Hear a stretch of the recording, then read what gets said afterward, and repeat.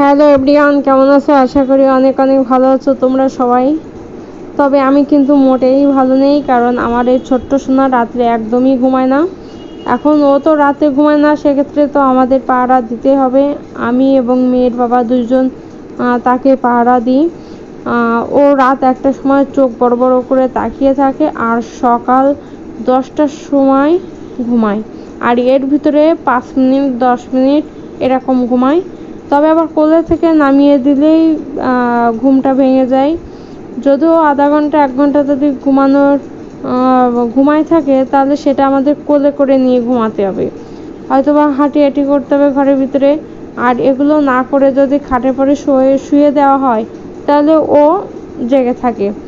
তো আমরা রাত জেগে জেগে তো দুজনে ক্লান্ত হয়ে যাচ্ছি। আমাদের তো চোখ মুখ বসে যাচ্ছে, কালো হয়ে যাচ্ছে চোখের নিচেই। আমাদের তো খুবই কষ্ট হয়ে যাচ্ছে, তারপরেও অনেক ভালো লাগতেছে, কারণ এই সময়টা তো হয়তো বা বেশি দিন থাকবে না আমাদের লাইফে।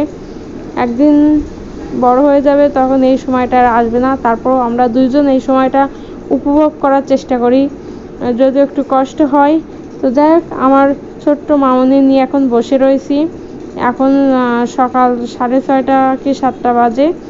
তো এখনও পার পরে নিয়ে আমি বসে রয়েছি। ওর বাবা স্নান করতে গেছে, ওর কাঁথাগুলো ধুতে গিয়েছে বাথরুমে, তারপর খাওয়া দাওয়া করে স্কুলে যাবে। আমি রান্না করে মেয়েকে ধরলাম। এরপরে সকাল 10টার পরে যে ঘুমাবে, ততক্ষণ পর্যন্ত আমাকে এভাবে নিয়ে বসে থাকতে হবে। আমার খাওয়া ঘুমের তো কোনো ঠিকানাই নেই, মানে ঠিক ঠিকানা নেই। তো যাই হোক, আমার বড় মেয়েরও একটু যত্ন কম হয়ে যাচ্ছে, কারণ ছোট মেয়েটার সময় দিতে দিতে ব্যস্ত হয়ে পড়েছি।